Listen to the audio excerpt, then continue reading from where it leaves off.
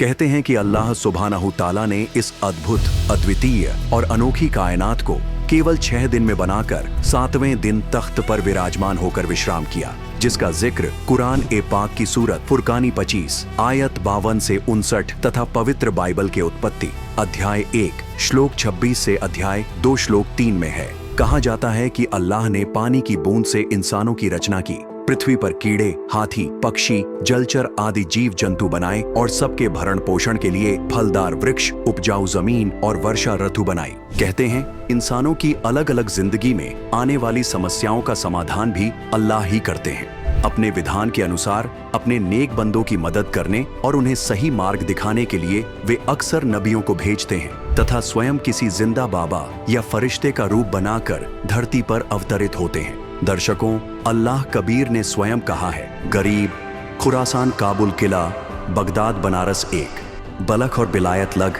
हम ही धारें भेष। अर्थात जैसे काशी बनारस शहर में कुछ समय रहे, ऐसे ही बगदाद में रहे। बगदाद से मंसूर निकाला, बनारस से रामानंद का उद्धार किया, बल्ख शहर से सुल्तान इब्राहिम अधम को निकाला, बिलायत यानी इंग्लैंड तक हम अल्लाह कबीर जी ही वेश बदल कर लीला करते हैं। दर्शकों, दुनिया अल खिद्र को ही अल खिज्र के नाम से भी जानती है। अल खिज्र का महत्व इस्लाम की विभिन्न शाखाओं में भिन्न भिन्न पाया जाता है। शिया मुस्लिम में अल खिज्र को एक अमर बुद्धिमान व्यक्ति के रूप में देखा जाता है, जिनके पास अल्लाह का सर्वोच्च ज्ञान, इल्म है। कुछ कथाओं के मुताबिक अल खिज्र को पैगंबरों का संदेशवाहक और मार्गदर्शक भी माना जाता है। सुन्नी मुसलमानों में अल खिज्र को सर्वोच्च रूहानी इल्म रखने वाला व्यक्ति और एक नबी माना जाता है। मुस्लिम मजहब के लोग अलग अलग रूप में अल खिज्र को एक पैगंबर, अल्लाह के रसूल, एक संत या एक बुद्धिमान व्यक्ति के रूप में मानते हैं। अल खिज्र को ज्ञान के साथ साथ अल्लाह का सेवक भी माना जाता है। कई ग्रंथों में अल खिज्र को पैगंबर, फरिश्ता और संदेशवाहक के रूप में वर्णित किया गया है, जो संकट में लोगों की मदद करते हैं और गुप्त ज्ञान प्रदान करते हैं। मुस्लिम देशों में अल खिज्र की कई यादगार जगहें भी मौजूद हैं। अल खिज्र की विशेषताएं, जिन्हें पूरा मुस्लिम मजहब भी मानता है। कई मुस्लिम विद्वानों का मानना है कि अल खिज्र अविनाशी हैं और उनकी कभी मृत्यु नहीं होती। वे हर समय किसी न किसी रूप में पृथ्वी पर मौजूद रहते हैं। उन्हें असंख्य रूहानी शक्तियों यानी सिद्धियों का स्वामी माना जाता है तथा उन्हें समय चक्र की सीमाओं से परे माना जाता है, जो जब चाहे जहां चाहे प्रकट हो सकते हैं। दर्शकों, अल खिज्र की ये ही विशेषताएं उन्हें कादिर अल्लाह प्रमाणित करती हैं, क्योंकि ये विशेषताएं कादिर अल्लाह के सिवाय किसी की नहीं हो सकती। दर्शकों, बाखबर संत रामपाल जी ने अनेकों प्रमाणों से यह सिद्ध कर दिया है कि कबीर जी ही कादिर अल्लाह हैं तथा वे ही अल खिज्र हैं। जिसकी विस्तृत जानकारी जानने के लिए आप बाखबर संत रामपाल जी द्वारा लिखित पाक पुस्तक मुसलमान नहीं समझे ज्ञान कुरान को संत रामपाल जी महाराज ऐप से निशुल्क डाउनलोड करके पढ़ सकते हैं, या इसी वीडियो के डिस्क्रिप्शन में दी गई लिंक पर क्लिक करके भी यह पुस्तक डाउनलोड करके पढ़ सकते हैं। साथ ही बाखबर संत रामपाल जी ने यह भी बताया है कि कबीर अल्लाह अनेक महापुरुषों को मिले हैं। तो चलिए आज के इस वीडियो में हम आपको बाखबर रामपाल जी महाराज द्वारा बताए गए गवाह हजरत मूसा और अल खिज्र के मध्य हुए वाक्य को जानते हैं। दर्शकों, बाखबर संत रामपाल जी महाराज बताते हैं कि कुरान ए पाक सूरह काफ 18 आयत 60 से 82 में जिक्र है, अल्लाह मूसा को उससे ज्यादा इल्म रखने वाले एक शख्स से मिलने के लिए भेजता है। 55 हदीसों में इस कहानी का विस्तार से जिक्र मिलता है। एक दिन हजरत मूसा सत्संग फरमा रहे थे। उनसे एक सत्संगी ने पूछा, हे मूसा, आज के दिन जमीन पर सबसे ज्यादा इल्म रखने वाला शख्स कौन है? हजरत मूसा ने बड़े गर्व से उत्तर दिया, मैं। अल्लाह को मूसा का ये अंदाज बिल्कुल पसंद न आया और कहा, मूसा, तेरी यह बात सुनकर मुझे बहुत दुख हुआ। तूने अपने आप को सबसे बड़ा इल्मी कैसे मान लिया? घुटनों के बल बैठे मूसा ने कहा, मैं आपका भेजा हुआ रसूल हूँ और मुझे सारा इल्म आपसे हासिल है, इसलिए मैंने ये कह दिया कि आज जमीन पर मेरे से ज्यादा इल्म किसी के पास नहीं है। अल्लाह ने कहा, मूसा, जमीन पर तेरे से ज्यादा इल्म रखने वाला शख्स मौजूद है और तेरा इल्म उसके इल्म के सामने कुछ भी नहीं। दर्शकों, यहाँ से एक बात और सिद्ध होती है कि जिसे मूसा जी कादिर अल्लाह मान रहे थे, जिसने मूसा जी पर पाक कतेब तौरेत नाजिल की थी, उसमें संपूर्ण इल्म नहीं है। साथ ही जिसे आज पूरा मुस्लिम समाज कादिर अल्लाह मानकर उसकी इबादत कर रहा है, जिसने कुरान पाक को हजरत मोहम्मद जी पर नाजिल की थी, क्योंकि तौरेत और कुरान पाक का ज्ञान देने वाला अल्लाह एक है, उसे भी संपूर्ण इल्म नहीं है। अन्यथा वह हजरत मूसा जी को संपूर्ण इल्म प्राप्त करने के लिए अन्य शख्स के पास नहीं भेजता, बल्कि मूसा जी को स्वयं बता देता। वह इल्म तथा हजरत मोहम्मद जी को कुरान शरीफ सूरत फुरकानी 25 आयत 59 में यह नहीं कहता, उस कबीर अल्लाह की खबर किसी बाखबर से पूछो। दर्शकों, अब हम अपने उसी टॉपिक पर वापस आते हैं, जिसके बाद मूसा जी ने कहा, हे अल्लाह, मैं उस शख्स से मिलना चाहता हूँ ताकि मैं वो इल्म हासिल कर सकूं जो मेरे पास नहीं है। वो शख्स कहाँ रहता है और कैसे मिलेगा, ये बताने की मेहरबानी कीजिए। अल्लाह ने कहा, मजमा-ए बहरैन में रहता है, यानी जहाँ मीठे और खारे पानी के 2 दरिया आपस में मिलते हैं। मूसा बोला, हे अल्लाह, मैं उसे पहचानूंगा कैसे? अल्लाह ने बताया, तू अपने साथ एक बर्तन में मरी हुई मछली ले जा। जहां वो मछली जिंदा होकर पानी में गोता लगा देगी, समझ लेना वो नजदीक है।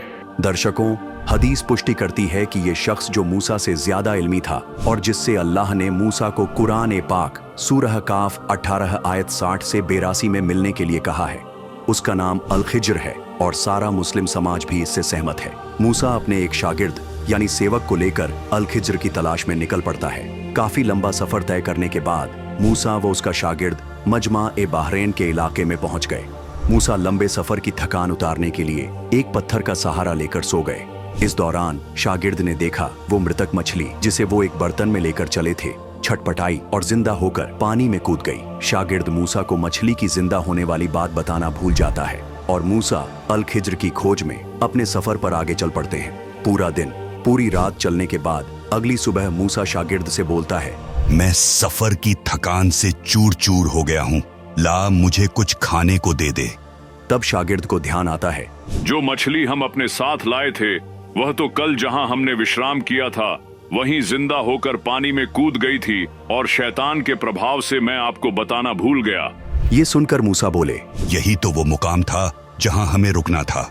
मूसा और शागिर्द अपने कदमों के निशानों को देखते हुए वापस उसी जगह पहुंच जाते हैं और उन्हें सफेद चादर ओढ़े हुए सफेद दाढ़ी वाला एक शख्स मिलता है, जिन्हें मूसा ने अपना परिचय दिया और कहा कि मुझे अल्लाह ने आपसे इल्म सीखने के लिए भेजा है। मैं आपकी पैरवी करता हूँ। आप मुझे वो नेक इल्म सिखा दें जो आपके पास है। उत्तर में अल खिज्र ने कहा, मूसा, आप मेरे साथ हरगिज सब्र नहीं कर सकेंगे, क्योंकि जिस चीज की हकीकत का आपको इल्म नहीं, उस पर आप सब्र कर भी कैसे सकते हैं? मूसा ने कहा, आप मुझे सब्र करने वाला पाएंगे और मैं किसी बात में आपकी नाफरमानी नहीं करूंगा। अल खिज्र ने कहा कि अच्छा, अगर आप मेरे साथ चलना ही चाहते हो तो ध्यान रहे, आप किसी चीज के बारे में मेरे से सवाल न कीजिएगा जब तक मैं खुद उसके बारे में न बताऊं। जिसके बाद मूसा ने अपने शागिर्द को वापस भेज दिया और अल खिज्र के साथ अपना सफर शुरू किया। रास्ते में कुछ गरीब लोगों की एक कश्ती देखी। वो मेहनत करते और किराया लेकर लोगों को दरिया पार करवाया करते थे। अल खिज्र और मूसा उस कश्ती पर सवार हो गए। सफर के दौरान अल खिज्र ने उस कश्ती के तख्ते तोड़ दिए और कश्ती में पानी भरने लगा। लोग पानी बाहर फेंकने लगे और जैसे तैसे डूबने से बचे। ये देख मूसा ने इसे नापसंद फरमाया और अल खिज्र से बोले, क्या लोगों को डुबाने का इरादा है? इस पर अल खिज्र ने जवाब दिया, मैंने पहले ही कह दिया था कि आप मेरे साथ सब्र नहीं कर सकेंगे। फिर मूसा ने कहा, मेरी अक्ल ने काम नहीं किया, मुझे क्षमा कर दीजिए, आगे ऐसी गलती नहीं होगी। फिर वह दोनों आगे चले और एक लड़के से मिले। अल खिज्र ने उस लड़के को मार डाला। ये देखकर मूसा बोले, आपने एक बेगुनाह की जान ले ली। ये तो आपने बड़ी घटिया और बेहद नापसंदीदा हरकत की। इस पर अल खिज्र बोले, मैंने आपसे कहा था कि आप मेरे साथ रहकर हरगिज सब्र नहीं कर सकेंगे। फिर मूसा ने जवाब दिया, अब अगर मैं आपसे किसी चीज के बारे में सवाल करूं तो बेशक मुझे अपने साथ न रखिएगा। एक बार फिर सफर शुरू हुआ। दोनों एक गांव में पहुंचे और मूसा ने खाने के लिए पूछा।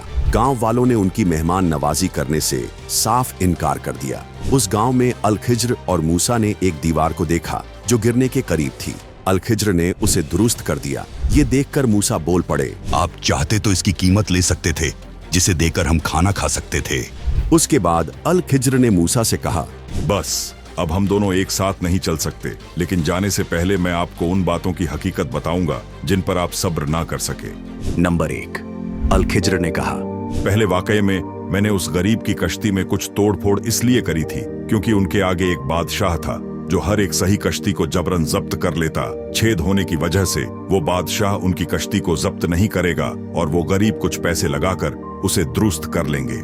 नंबर 2, दूसरे वाक्य के विषय में अल खिज्र ने बताया, जिस लड़के को मैंने मारा था उसके माँ बाप अल्लाह को चाहने वाले थे।